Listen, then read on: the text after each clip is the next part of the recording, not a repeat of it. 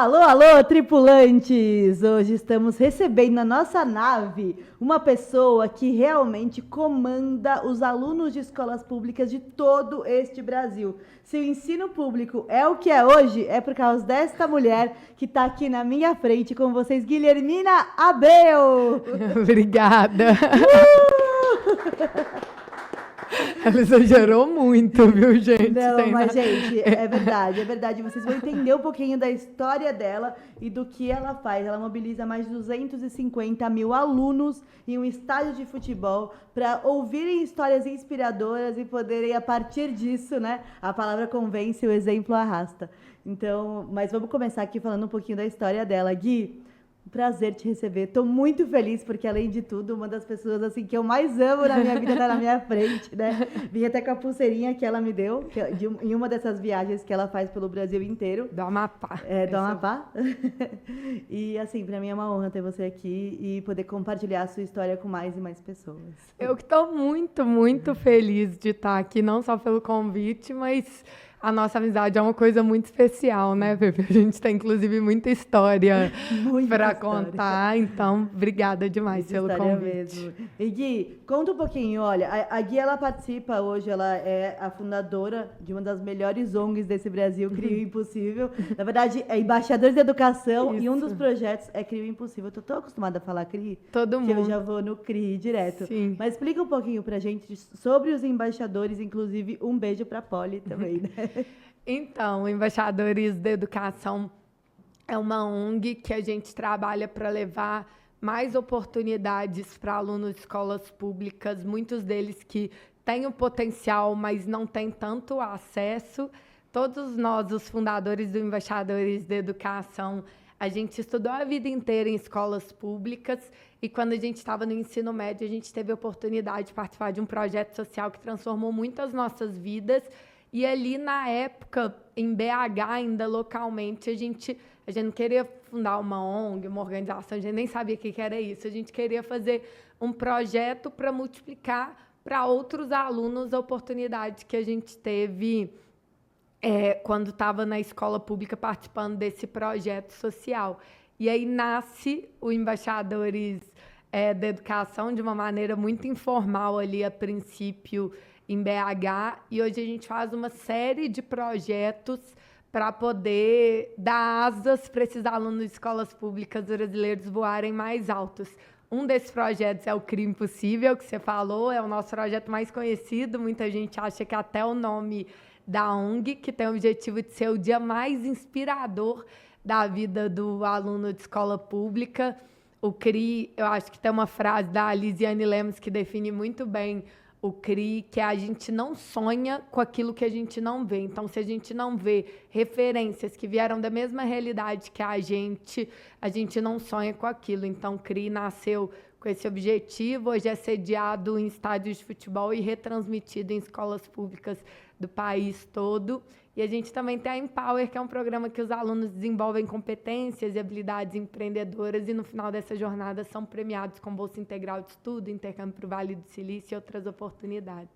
Sabe o que eu acho muito legal? Que quando você fala dessa questão de que você só consegue sonhar com aquilo que você realmente enxerga. Quando os embaixadores nasceram, você já me contou essa história. Eu queria que você compartilhasse. Foi numa praça e vocês colocavam já. Conta aí pro pessoal. A gente fundou Embaixadores, a gente tinha 18 anos, a gente tinha acabado de formar no ensino médio. E não é que a gente tinha pouco recurso para começar um projeto social, a gente não tinha recurso. A gente quis começar aquele projeto porque é realmente um projeto transformar as nossas vidas e a gente queria multiplicar. Então, a gente não tinha lugar para reunir, a gente reunia nas praças de BH, uma que eu até te levei para conhecer, que é a Praça da Liberdade, era uma das praças que a gente reunia, a gente falava na época para parecer cool que a gente estava ocupando os espaços públicos da cidade. Mentira, porque a gente era pobre mesmo, sem lugar para reunir. E aí a gente começou a fazer um projeto pequenininho nas escolas públicas, pegando material que a gente tinha em casa para poder inspirar esses alunos. Uma das coisas que a gente fazia, a gente falava, cara, os meninos têm que ter referência positiva. Se eles não verem alguém, tipo o René Silva, do Complexo do Alemão, que saiu de escola pública e se destacou e que chegou lá, eles não vão acreditar nisso. Então, um jeito que a gente fez isso na época, a gente totalmente sem grana, foi imprimir preto e branco mesmo, que a gente não tinha grana para imprimir colorido, fotos de pessoas inspiradoras, e a gente pegava barbante, pregador de roupa da casa das nossas mães e fazia um varal de inspiração nas escolas públicas com as fotos dessas pessoas inspiradoras, Malala, Renê Silva, pessoas que vieram de escolas públicas, e fazia roda com os alunos e contava essas histórias. Anos depois, esse varal tornou-se materializado ali no que hoje a gente conhece no CRI Impossível, que você já foi 1000 vezes, que acontece em estádios de futebol e tudo mais. E é muito legal, porque no CRI, para quem não conhece, depois procurem aí, @cri.oimpossível.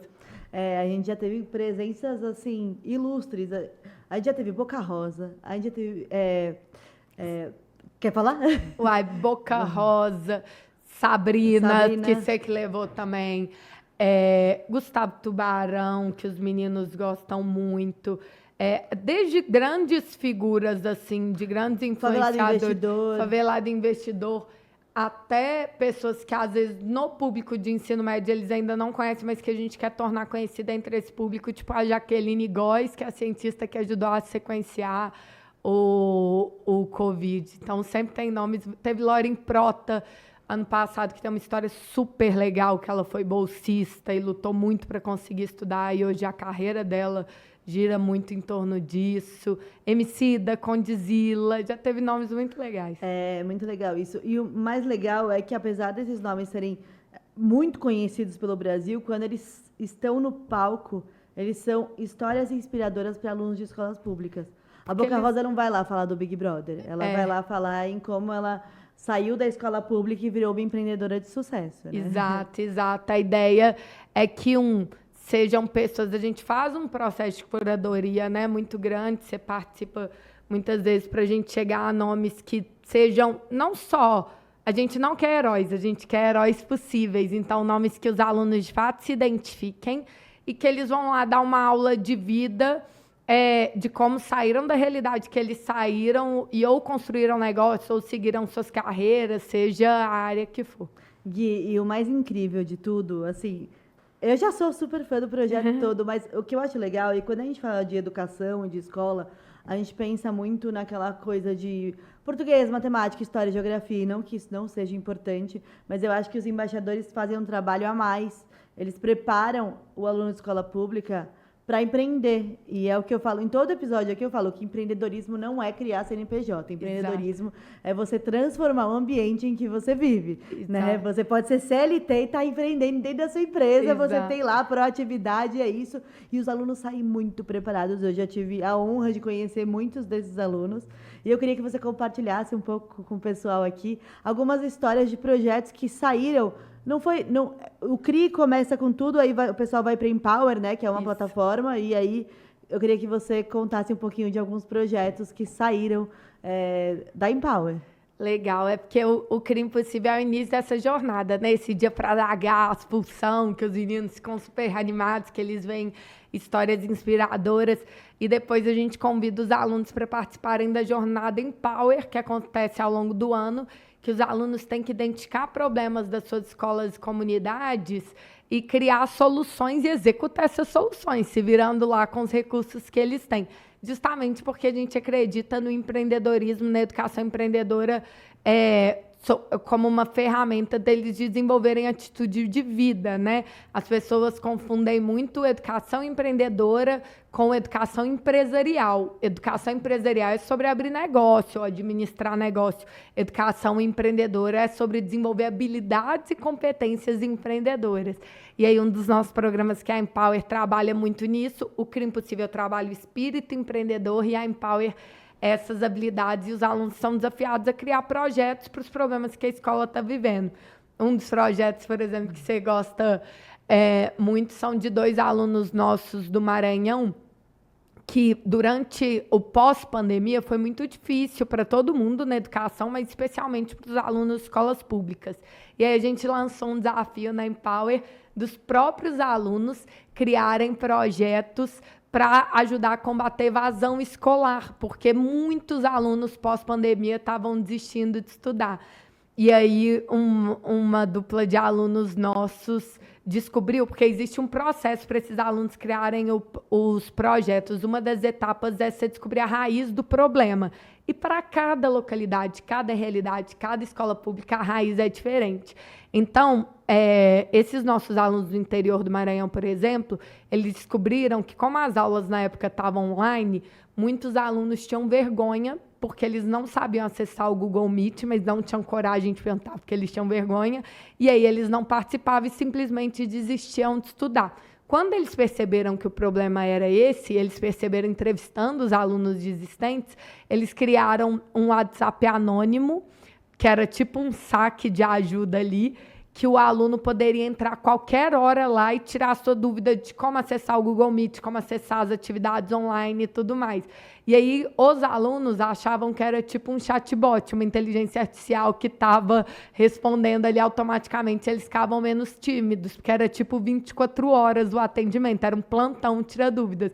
Mas, na verdade, era o nosso aluno e o outro revezando, sem dormir, acordados para responder os alunos. Se eu não me engano, só com esse projeto eles voltaram com 17 pessoas para a escola. Caramba. Isso é uma realidade, interior do Maranhão. No interior de Minas, uma aluna nossa identificou que o problema da evasão escolar é porque os alunos, nesse contexto de pandemia, chegavam em casa e aí eles pediam ajuda para os pais. A maioria dos pais da cidade eram analfabetos, eles não conseguiam ajudar.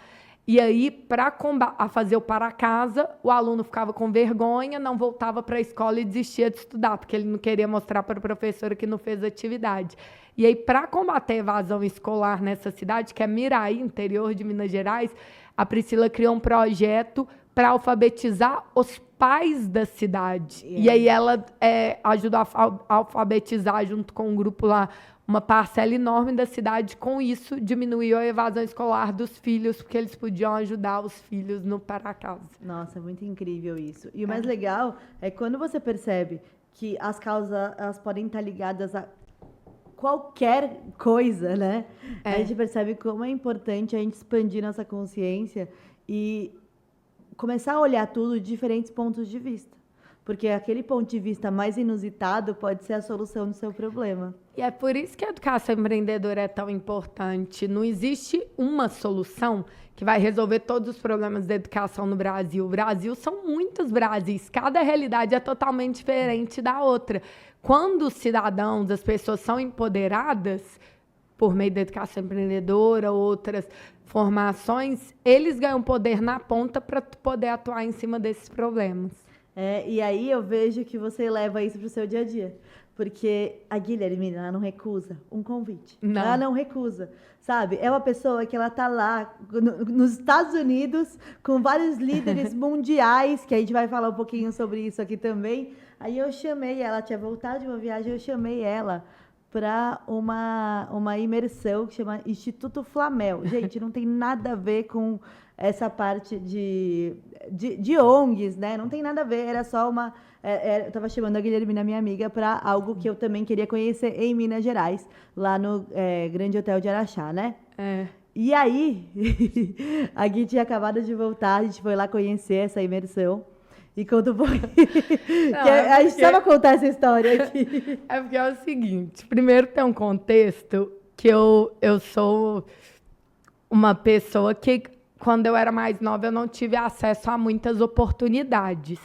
Então, todas as oportunidades que se abriam, eu falava sim, e o fato de falar sim abriram 1000 outras oportunidades para mim. Tem um cara do interior de Minas, do Sebrae de Minas, na verdade, que um dia me falou assim: Gui, tem gente que é virada pro não, tem gente que é virada pro sim. Eu sou uma pessoa aberta, eu sou virada pro sim.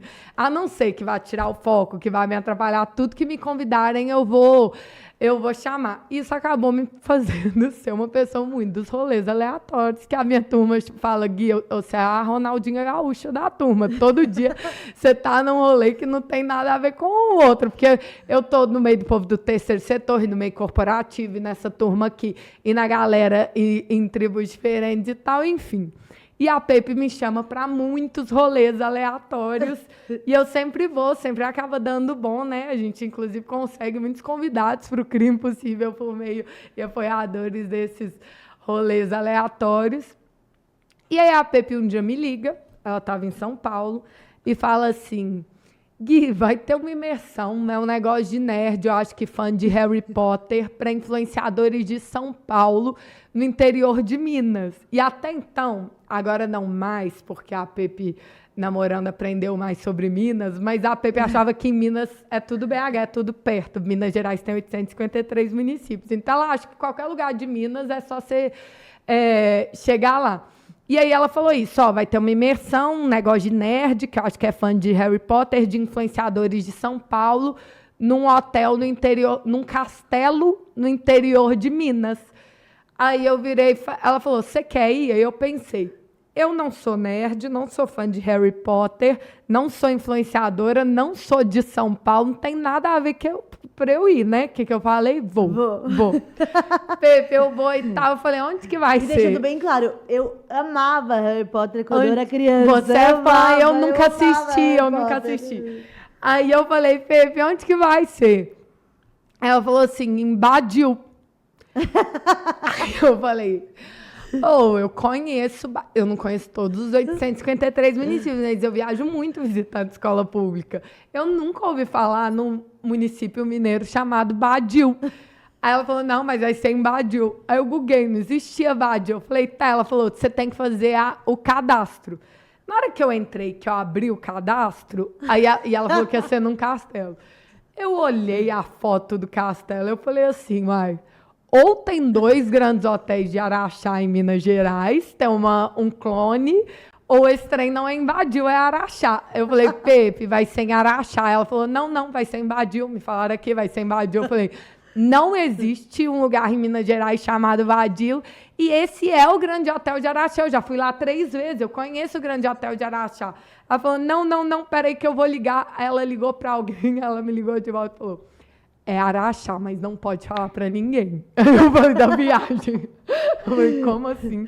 Não pode falar pra ninguém que a gente tá indo pra Araxá, porque Araxá é um dos hotéis mais famosos do Brasil e tal, mas o povo de São Paulo não conhecia. O povo de São Paulo chama de Badil. Badil.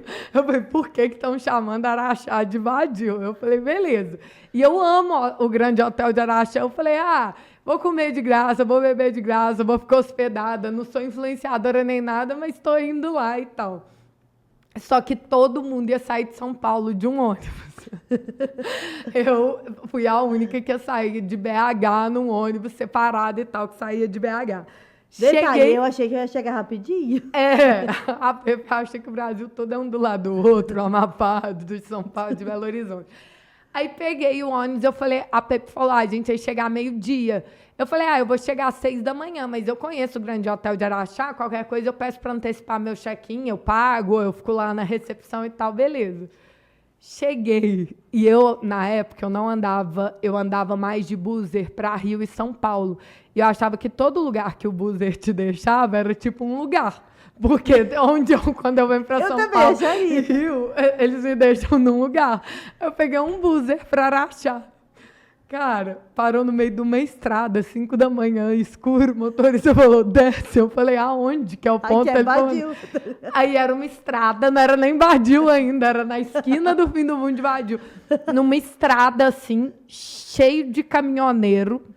E aí, só eu de menina lá, o trem meio à noite, assim, meio remoto. Aí, do nada, uma mulher parou de carro e falou assim, você quer carona? Eu pensei, entre ser sequestrada e estuprada, sequestro, né? Eu falei, quero. Entrei, não perguntei para ela. Na hora que eu entrei, eu falei, por que você tá me dando carona? Ela falou, não, porque minha filha faz medicina, ela pega sempre esse buzeiro aqui, eu acho muito perigoso e tal. Ela falou, você quer me fala onde você vai ficar? Eu falei, não, pode me deixar em Araxá mesmo. Ela falou, não, eu faço questão onde você vai ficar. E o Grande Hotel de Araxá é meio isolado.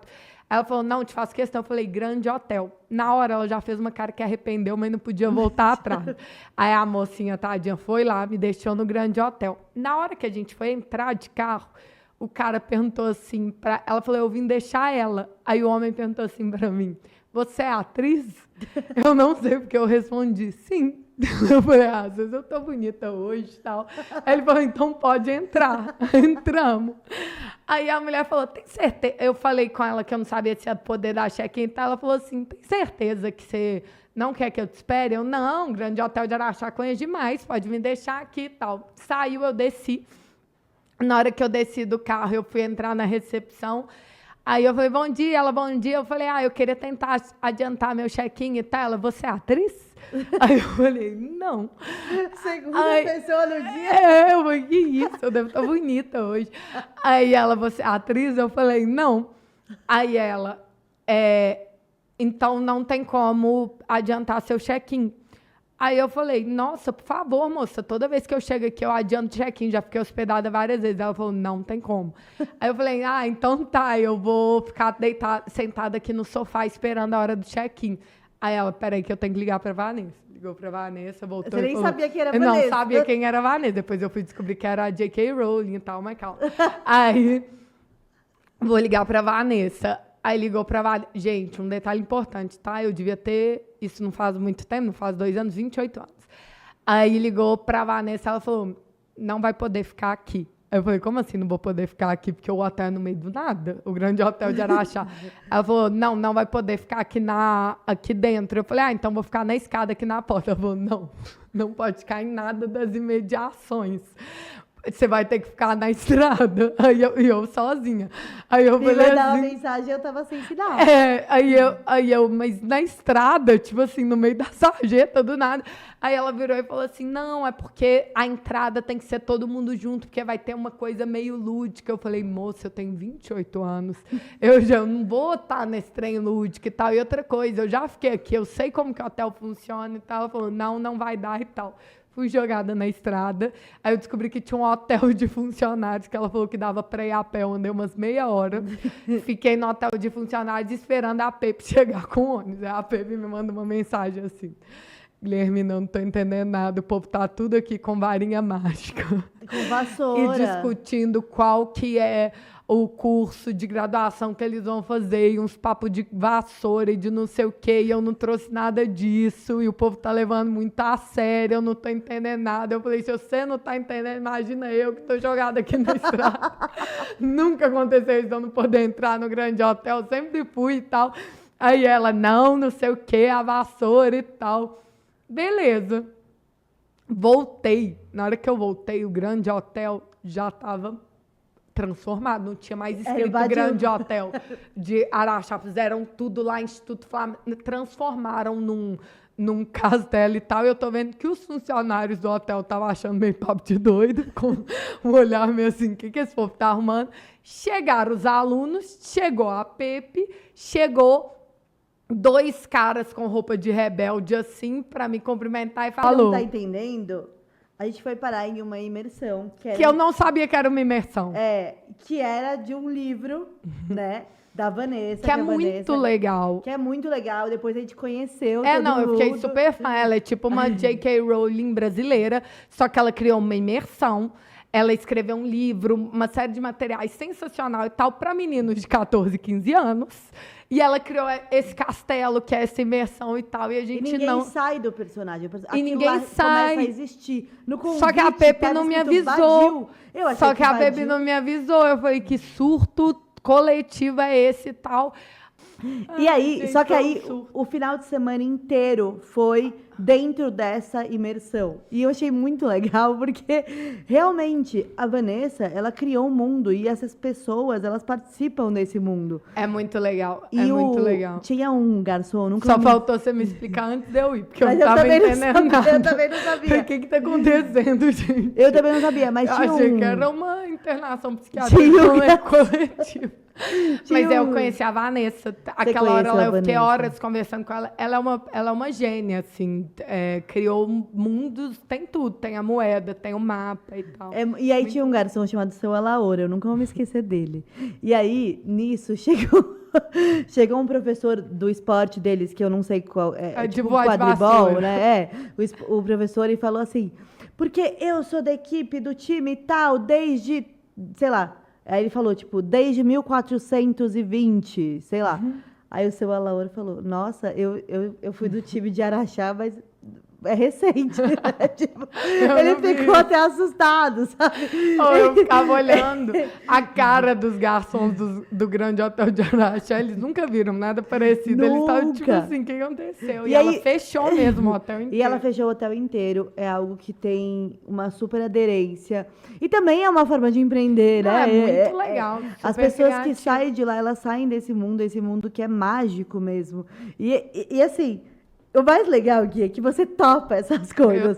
Aí sai de lá, você tá, de repente, você tá no Amapá, conhecendo as escolas, né? E trazendo algo assim que vai fazer a transformação pro Brasil inteiro, mas eu acho que essa transformação vem de todos esses seus sims, né? Porque o CRI, se ele é algo mágico, é porque você topou participar dessa magia toda em algum momento, e aí tem aquele filme, né? Sim, senhor. Não sei. Eu não vi o Sim, Senhor. Tem que assistir porque a sua vida é bem... É lógico que a gente tem que ter também limite nos sims, né? Mas assim, transformação social, a gente só vai fazer de forma coletiva e junto. Assim como a maioria dos projetos da vida, a gente precisa de gente. E com esses sims, a gente vai se conectando a gente que acredita na mesma causa e que vai ajudando a gente a fazer acontecer. Você está muito dentro ali do processo de fazer acontecer o CRI. Você vê a loucura organizada que é, mas é o sim de muita gente falando, cara, vamos fazer a maior sala de aula aberta do país para estudantes de escola pública, é a mais inspiradora e tal. E são muitos sims. E cada uma dessas pessoas que a gente vai juntando no time são pessoas que a gente encontra nas esquinas, vida, assim, por acaso, de outros sims que a gente diz. Invadiu. Badiu é o nome Garacha. da cidade de dentro do livro, tá, gente? É por isso que eu falei Badiu. E no convite, como veio Badiu... E todo mundo achou que foi pra Badiu. Todo mundo foi pra... Mas todo mundo foi pra Badiu. Quem falou que Será? não era? É verdade. Não era Badiu. Verdade. Será que a gente tá revelando um... O quê? Tipo, até hoje o povo acha que é Badiu? Não, eu acho que o pessoal sabe que era o grande hotel de Araxá, né? Porque a gente estava lá. Mas o mais legal é que você já visitou esse hotel em outras ocasiões, mas eu tenho certeza que essa foi única. Mais engraçada, com toda certeza. E essa foi. E aí, junto com a Guilhermina, a gente pôde conhecer lá a suíte do Juscelino Kubitschek. Não, eu inventei, né? Que era do JK. A gente foi na suíte presidencial e aí a Pepe, você que é mineira, ela acha que eu sou enciclopédia de Minas, conta aqui sobre a história do lugar. Comecei a inventar, aqui dormiu o JK. E eu acreditei até hoje. Aqui não sei o quê e tal. Eu acreditei até hoje, que era a suíte mesmo. Mas, gente, vários políticos já passaram por lá, porque ela era um cassino. Isso. A gente conheceu toda a suíte. E é muito legal ver isso. E quando eu fui pra BH, gente... Quando vocês forem pra BH, você tem que chamar a Guilhermina pra fazer um tour. Porque eu nunca vi isso. Ela me levou em todos os museus. Ela foi me contando toda a história. E de uma maneira que eu fiquei imersa mesmo, sabe? Não foi de uma maneira tipo... Ai, meu Deus, um passeio histórico. Porque tem gente que... Eu gosto de história, mas às vezes, né, as pessoas estão esperando outra coisa e você leva a gente para uma imersão, onde você torna realmente aquilo muito interessante. Até uma visita sua, foi no Museu da FBI, né? Foi no Museu da FBI que você postou. E eu falei, caramba! É o Museu Internacional da Espionagem, eu amei. Que vai contando... A gente estava, ano passado, numa imersão de alguns líderes das Américas lá num programa do governo americano. E aí, no último dia, todo mundo já tinha ido em um monte de museu e tal. Eu falei, gente, vamos no Museu Internacional da Espionagem? Aí o povo falou assim, não, estamos cansados de museu e tal. Só eu fui. Depois todos se arrependeram, porque eu fui postando. Depois seu storytelling ali. Conta desde a história da espionagem no mundo, em diversos países e tudo mais, mas conta desde as fake news que surgiram na Primeira e na Segunda Guerra. Então, por exemplo, uma estratégia, eu não sei se usaram, foi contra a Inglaterra, ou a Inglaterra que usou... dos soldados que estavam em campo, espalharam um tanto de panfleto. Fake news não é uma coisa só de rede social, como se fossem cartas das esposas dos soldados falando assim, gente, eu estou muito sozinha, então quem quiser vir aqui em casa me visitar, eu vou adorar. Aí os soldados ficaram desesperados de ser corno, voltaram para casa, abandonaram o exército.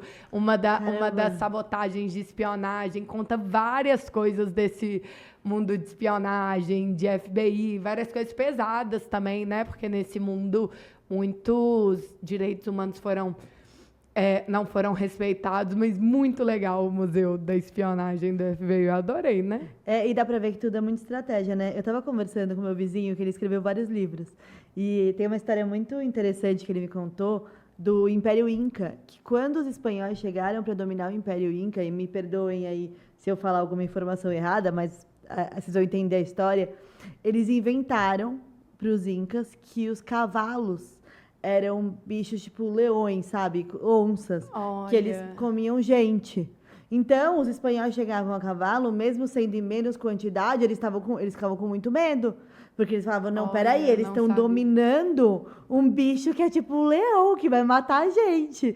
Então, eles ficavam com muito medo. E isso foi uma das técnicas de dominação para dominarem o Império Inca. Muito doido, né? Que loucura. É muito louco. Essas estratégias sempre ocorreram na história da humanidade. E é muita estratégia mesmo. Às vezes não é número de pessoa, às vezes não é a verba que a gente tem, às vezes é a estratégia que a gente vai usar. A gente utiliza muito marketing de guerrilha lá no CRI, né? Sim. A gente dá um jeito de chegar naquele contato para conseguir...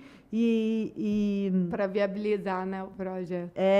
E tem uma tatuagem que eu tenho que é Shoshin. Shoshin é uma expressão japonesa, não tem uma tradução literal em português. Tenho certeza que tá certo, né? Tem. Shoshin, mas não tá escrito em japonês aqui, né? Mas é uma expressão japonesa que significa olhar de principiante. É como você olha para a vida, é tipo meio que olhar de criança, que a criança tudo ela vai se deslumbrar, ela não vem com ela não vem já programada para saber que isso daqui é uma xícara. Para ela pode ser uma xícara ou um brinquedo, sei lá. Exato. Entende? E isso abre o mundo de infinitas possibilidades. Porque é fato a gente ficar virado para o sim, porque a vida vai nos fazendo a gente ficar com... A criança não tem medo, né? Aí a gente vai crescendo, vai ficando com medo e vai dando mais não e tal. Em transformação social, se a gente não acreditar no impossível mesmo, a gente nem sai de casa, né? Para tentar fazer. Não, exatamente. Quando a gente estava no meio da pandemia, você me chamou para foi a final, né? Do concurso. Não, mas você já entrou desde o início. Não, mas eu lembro que aquela reunião foi para os alunos apresentarem os últimos os projetos finais, né? Da Empower. Da Empower, né? E aí os alunos vinham e apresentavam. Era no Zoom, né, gente? Porque não era nem no Zoom, era no Meets, porque era pandemia. Primeiro que eu achei muito interessante que quando um estava apresentando, todos os outros desligavam a câmera. Eu achei isso incrível. Você sabe que é por causa da internet, né? Então, isso é uma aula de empatia, né? Todos. Gente, quando um abria a câmera para apresentar seu projeto, todos os outros. E todos os projetos que o pessoal apresentou, eu fiquei em lágrimas, assim. Os alunos são incríveis, incríveis. A gente, no Investidores, eu não acho que o povo fala os alunos, vocês tornam os alunos muito bons e tal. A gente não torna nenhum aluno bom. Tem muita potência, muito jovem, muito bom no Brasil, que às vezes só falta oportunidade, o acesso de se mostrar ali. E ali aquela final que você participou como jurado é uma vitrine dessas potencialidades, né? Você viu algumas, mas tem milhares. Por isso que eu sou esperançosa, otimista mesmo em relação ao Brasil, porque às vezes a gente dá muito foco às coisas ruins, mas todos os dias eu vejo, assim, meninos, meninas, pessoas com um potencial enorme, doido para ter uma oportunidade para fazer acontecer, e eu tenho certeza que eles são a maioria, sabe? E falando em Brasil e em esperança, eu queria que você contasse um pouquinho sobre esse último CRI do Rio Grande do Sul, que não foi só o CRI, né? Tiveram também as caravanas escolares, a questão do material, né? E depois do que aconteceu no Rio Grande do Sul, eu acho que olhar para a educação do jeito que vocês olharam, eu não vi ninguém fazendo de fato isso. E eu entendo super, porque depois de uma tragédia como a do Rio Grande do Sul, existiam questões emergenciais. Mas a educação é algo que a gente vai levar a longo prazo, e foi o trabalho que vocês fizeram. O que acontece, Embaixadores? Hoje a gente tem uma atuação nacional. Todos os nossos programas, a estratégia é nacional. Só que a gente tem uma base muito grande de alunos no Rio Grande do Sul, porque o último CRI, você até tinha sido lá. E aí, na hora que estourou a tragédia, primeiro, né, eu sou mineira, a gente acompanhou muito de perto Brumadinho, Mariana, outras tragédias, então a gente sabia que, infelizmente, o comportamento normal em tragédia é nas primeiras semanas todo mundo ajudar muito e depois as pessoas, por quase que o instinto natural mesmo, esquecem e deixam de lado. Então, na hora que estourou a tragédia, a gente falou, vamos esperar um pouquinho, porque daqui a pouco a gente já sabe que o povo vai desmobilizar e eles ainda vão precisar de muita ajuda. O impacto no Rio Grande do Sul foi enorme. Então, a gente esperou. Na hora que saiu da mídia, deixou de ser trend, sai muito rápido, né? Em um mês, durante um mês, todos os influenciadores, vamos lá, vamos ajudar depois. E a fase de reconstrução é sempre a que precisa de mais ajuda. É lógico que emergencial precisa muito, mas a de reconstrução precisa muito. E aí, eu fui lá visitar as escolas, conversar. Uma outra coisa que a gente aprende, não só, né, em tragédia, mas em impacto social, é ouvir o que a galera de lá, que está vivendo aquilo, precisa, em vez de falar, eu acho que a gente devia fazer um programa disso, aquilo. E aí a gente foi lá visitar as escolas, conversamos com as diretoras das escolas, os alunos, os professores, a secretária de Educação, de Inclusão Digital, que até... agora de inclusão é a Lise, que já tinha sido speaker do CRI quando ela estava no mercado, mas enfim, conversamos com todo mundo, ouvimos muito e quando a gente viu o tamanho da situação da gravidade, a gente falou, vamos derrubar a estratégia nacional e tentar fazer algo aqui para pelo menos ajudar um pouquinho nesse recomeço. E aí, ouvindo a demanda das diretoras, das professoras, dos estudantes, das secretarias, a gente chegou em 3 iniciativas assim.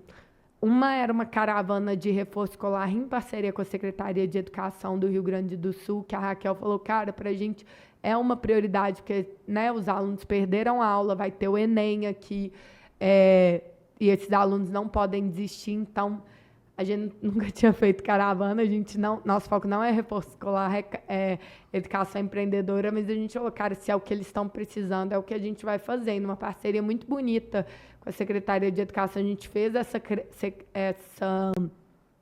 caravana em todo o estado.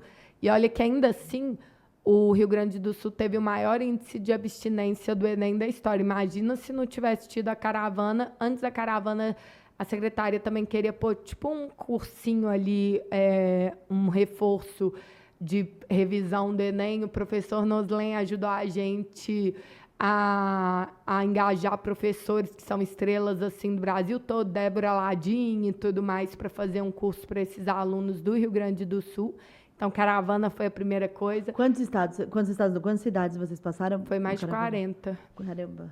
Aí depois a gente viu os professores narrando que estavam com muito medo de uma evasão grande, porque os estudantes estavam muito afetados pela tragédia, muito desanimados. E o CRI Impossível, né, demora um ano e meio até a gente fazer o lançamento do CRI, pôr ele para o ar, conseguir os patrocinadores e tal.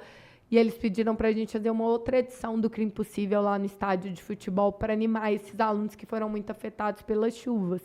E a gente falou, cara, às vezes ano que vem a gente faz. Eles falaram, não, Guilherme, não dá tempo, tem que ser antes do ano acabar. Aí a gente assim, não, mas para o ano acabar falta, sei lá, 2 meses. Você não faz um CRI Impossível em 30 dias, um evento para 10 mil alunos. Aí eles falaram, não, mas a gente precisa muito. Aí a gente falou, se é o que está precisando, nós vamos fazer. E na loucura fizemos a edição mais desafiadora do CRI Impossível até então, em 30 dias, pôr de pé e tal, fizemos lá, foi no final de novembro, para 10 mil alunos de escolas afetadas pelas chuvas lá no estádio do Beira-Rio. Foi uma edição muito especial, porque o CRI é sobre voltar a acreditar, despertar sonhos, então no cenário pós-tragédia é muito importante. E o terceiro objetivo era ajudar com doação de equipamentos para as escolas públicas de algumas coisas básicas, que as escolas lá no início relataram para a gente que estavam precisando e tudo mais. E aí a gente vai fazer agora, no próximo mês, um encontro com 47 escolas que foram super afetadas das chuvas, e aí vamos fazer uma doação grande de equipamento, de notebook de telão, de xerocadora e tudo mais, uma doação que até, inclusive, além do Razões para Acreditar, quem está apoiando é a Brasil Foundation. A família da Gisele Bündchen, a gente teve um contato com eles, eles fizeram essa ponte, e aí é a terceira parte, mas olha só, vai ser em abril, vai dar um ano da chuva em maio, né? Foi finalzinho ali de abril, início de maio. São um ano de ações. Tem um aprendizado muito importante para as pessoas sobre tragédias. Quando acontecer, e se ainda estiver no ímpeto ali da emoção, tentar apoiar as organizações que vão ajudar também no longo prazo, porque não adianta as pessoas serem salvas da chuva se elas não têm escolas para voltar, hospitais para frequentar, casas para morar. Então, esse longo prazo é muito importante. E também tem a questão de não sair doando tudo que vê pela frente, porque existe uma triagem, e também existem pessoas que estão lá e estão capacitadas, né? E aí tem muita gente que fala, vou para o Rio Grande do Sul, acaba sendo até um problema, né? Você escreveu um texto muito logístico, legal. Porque a gente viu muito isso em Brumadinho, viu muito isso em Mariana. Com as mudanças climáticas, ainda muitos desastres, infelizmente, vão acontecer. E aí todo mundo tinha que seguir o Léo Fará e a UMS, que é a ONG que ele fundou junto com o Fernando. O Léo Fará era capitão do Corpo de Bombeiros, ele que liderou as operações de resgate e salvamento de Brumadinho, e outras operações grandes no Brasil e no mundo. Ele também participou de algumas ali com a UMS, e ele fala muito disso. Qualquer ajuda, que eu falei na época também, né? Qualquer ajuda não é ajuda, porque às vezes achando que você está ajudando indo para lá, você está virando um problema logístico, é uma pessoa a mais para alimentar, doando roupa de qualquer jeito, ou doando coisas, está virando um problema logístico, e aí isso piora a tragédia. O André, do SP Invisível, que é uma ONG aqui de São Paulo, que o André também é incrível, mas o André, ele fala, não adianta vocês ficarem doando roupas que estão furadas, que não são reutilizáveis. Não dá para eu dar para um morador de rua isso daqui, porque como é que ele vai se sentir? A nossa causa aqui, né? Exato. Não então, o SP Invisível, eles fazem os próprios kits. Eles têm a camiseta, os moletons, os kits de marmita que eles fazem. Muita gente acha que doação é descarte, né? E não é. E no caso de tragédia, na verdade, o bom é não doar coisa física, porque vira um problema logístico, vira um gargalo. O ideal é doar doação financeira mesmo. Ah, mas eu não confio no número oficial. Tenta achar uma ONG lá, local mesmo, que atua, uma associação de bairro que está lá perto e tal, e doar, porque é o melhor. E aí as pessoas ficam muito ofendidas. O povo não tem coragem de falar isso na internet, porque a pessoa foi lá com a melhor das duas vontades, tirou a roupa do armário dela, comprou a cesta básica e mandou. Aí, na hora que o povo fala, gente, não é bom fazer esse tipo de doação, não. O povo se dói e fala, meu Deus, eu fiz com todo carinho, você está falando que eu estou errado, você quer saber do dinheiro. Não é isso, é estudo. Já tem dados aí que o Léo Fará cita da ONU, se eu não me engano, que, sei lá, 70% das coisas arrecadadas são descartadas, são queimadas, as roupas são queimadas, porque não tem onde enfiar tanta roupa. Caramba! Então, o ideal mesmo é não... Tragédia, que eu estou falando grande. Eu lembro que eu vi isso logo de cara em Mariana, que eu cheguei lá para ajudar. Chegou tanta doação quando teve o rompimento da barragem de Mariana, tanta doação do Brasil todo, física, que muita gente que podia estar ajudando as vítimas na tragédia e tal, não conseguia, porque tinha que ficar gerindo logística que dava, sei lá, de doação para 10 municípios. Não tinha a demanda suficiente para aquilo. Então, é um conhecimento que o Brasil ainda vai aprender, porque a gente vai aprendendo enquanto sociedade. Cara, aconteceu uma tragédia, acha uma instituição segura para doar. A UMS é uma que trabalha com resgate nessas tragédias e tal, mas o ideal é nem separar a roupa para mandar nesses casos, sabe? Porque vai virar um problema, caso de tragédia, vira um problema logístico. E caso você tenha uma roupa, um livro para doar, algo no seu armário, doe para outras ONGs. A Casa do Zezinho é uma das instituições aqui em São Paulo que aceitam esse tipo de doação, são super bem-vindos, eles mandam buscar na sua casa, né? Então, existem aí outras pessoas que também estão precisando desse material. Então, não se preocupa, você pode tirar do armário e você pode doar para alguém, você vai estar fazendo bem de qualquer maneira. E se uma pessoa hoje quiser ajudar o Crime Impossível, os embaixadores, como é que ela faz para ajudar vocês da melhor maneira a realizar esse projeto tão lindo pelo Brasil todo? Tem tanto o cadastro de voluntário que a gente faz para a galera ser mentora, poder ajudar, quanto também tem a opção de poder fazer doação recorrente. A gente tem um super desafio, você acompanha a gente super de perto, de ter recurso ali institucional para fazer o trabalho de forma contínua, terceiro setor. É um trampo, dá para acompanhar ali o trabalho tanto no Instagram cri.impossível, que você já citou, e no @embaixadoresedu também. Conta pra gente um pouquinho das empresas que já apoiam vocês, porque o pessoal sempre gosta de saber as empresas que estão ajudando. Uai, hoje já tem que apoiar a gente.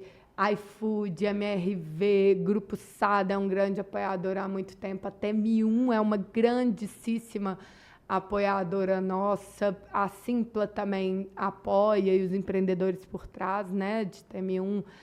Simpla, a Globo hoje apoia muito a gente. Que mais? Não consigo lembrar tudo de cabeça, Gente, mas são assim, muitas. vocês estão vendo o tamanho das empresas, o nome das empresas, e o mais legal é muito que sério. são os empreendedores. IBM agora apoia a gente. E os empreendedores vão lá no dia, né? E é muito eles legal. Você vê a assistem. galera, você fala, caramba, tipo, muito tá todo massa. mundo muito engajado ali, tá todo mundo com energia lá em cima. E todo mundo que entra no estádio, os voluntários aplaudem. Todas as pessoas são aplaudidas, muito todos os lindo. alunos são aplaudidos ao entrarem no estádio. E isso torna aquela experiência realmente muito única. Se eu ficar falando de CRI, em todo lugar que eu vou, nas reuniões que eu participo, eu sempre falo do CRI também, porque é realmente, quando você pergunta para alguém, pergunta para qualquer pessoa, tá? Se você pudesse mudar uma coisa no Brasil, se você pudesse começar investindo em uma coisa no Brasil, eu acho que quase todo mundo responde educação. Isso é muito interessante, porque todo mundo que você entrevistar, igual você falou hoje na rua, e perguntar se acredita que a educação é importante, todo mundo vai falar que é educação. Se perguntar uma causa, todo mundo vai falar educação. Mas isso existe no inconsciente coletivo, mas não se traduz na prática. Se você for ver no, sei lá, debate de eleição presidencial e tal, a educação não é pauta. Todas as outras coisas são pautas. Isso não é. Ninguém sabe o nome do ministro da educação. Todo mundo sabe do técnico da seleção brasileira. Na hora de doar, educação é a que as pessoas menos doam. As pessoas doam mais, tanto para causas emergenciais, quanto de animais. Então, é uma coisa que todo mundo fala, educação é muito, muito, muito importante, mas que pouca gente se engaja em prol da educação. Acho que por 2 motivos. Porque a educação dá fruto só a longo prazo. É a longo prazo. Os alunos que você viu lá na banca final do Embaixadores, a gente vai ver o resultado da carreira deles daqui a 10, 20, 30 anos. Não é uma coisa que você começa no ano e no final, agora olha o resultado. É muito a longo prazo, é difícil engajar com causas de longo prazo. E o outro ponto, eu acho que está na cultura mesmo. A gente, e aí é papel nosso também, de quem está engajado com a educação, tentar envolver as pessoas para poderem ajudar mais, né? Gui, mas eu acho que, assim, nessa primeira questão que você levantou, eu sei que o ser humano está sempre atrás de uma recompensa, e quanto mais imediata, mais parece que a gente... Já vou pegar água para você. Parece que vai... Eu tinha que fingir que eu bebi pra... Eu já vou pegar água aqui. Eu fiz cara de triste, né? Então, essa recompensa, quanto mais imediata, parece que a pessoa, aí já está entrevistando uma psicóloga neurocientista, Ana Luzarif, aqui, ela saberia falar mais sobre isso, sobre esse sistema de recompensa, quanto libera de serotonina, enfim, no nosso cérebro. Só que o legal do CRI é que se você começa a acompanhar, nem que for nas redes sociais, essa recompensa se torna cada vez mais imediata. Porque quando você vê um reel de uma aluna entrando em um avião que ela nunca tinha entrado, junto com a mãe dela, e o piloto falando, estamos aqui com uma aluna do CRI Impossível, e a mãe chorando, o avião aplaudindo, a criança chorando, e porque ela foi premiada, você fala assim, caramba. É muito legal. A minha recompensa já foi aqui. É muito né? legal. O seu sistema de emoções, assim, ele já se manifesta naquele momento. Então, para quem aí também acredita em educação, igual a gente acredita, esteja sempre perto dessas recompensas, porque o CRI, os embaixadores estão sempre fazendo trabalhos incríveis nas ruas, com pessoas reais, transformando histórias reais e mostrando isso para as pessoas, sabe? E as marcas que sempre falam que elas vendem através de histórias, quando a gente vê grandes marcas mostrando histórias lindas, maravilhosas, que emocionam na televisão, por que não mostrar histórias reais de alunos e apoiar ainda um projeto desses? Eu acho que essa é a pressão que a gente tem que fazer, sabe? Total, total. E é isso, no fim, o que move todos nós é saber que... Porque, né, no Brasil tem a loteria do CEP, de acordo com onde você vai nascer, isso pode falar muito sobre o seu futuro. E a gente saber que, porque podia, aquele aluno que a gente mostra, que você vê lá entrando do avião do interior do Amapá, podia ser você que nasceu no interior do Amapá e que, se não fosse uma ONG, não podia ter acessado uma oportunidade. Então, pessoas movem as pessoas, né? Esse é o desafio nosso, enquanto ONG de educação, é mostrar essas histórias para que as pessoas se engajem. E assim, eu quero te agradecer mais uma vez por estar aqui com a gente. Eu acho que a gente mostrou bastante sobre o que é o CRI nesse episódio. Já quero fazer o convite para a Polly também, que vem aqui falar a história dela e mostrar como que ela atua no Crime Impossível, nos embaixadores e na vida dela também, né? Exato. E Gui, obrigada não só por estar aqui, mas por ser essa pessoa incrível e mostrar esses sims para as pessoas, abrir cada vez mais caminhos, né? Eu que te agradeço demais, Pepe. Além de uma amiga, é uma grandíssima apoiadora do CRI. Não ia ter CRI até então, se não fosse ela. Obrigada. Obrigada, Gui. Até a próxima, gente. Já deixa aí o joinha, envia esse episódio pro seu amigo ou pra sua amiga que precisa saber dessa história inspiradora. E a gente se vê no próximo episódio. Acabou.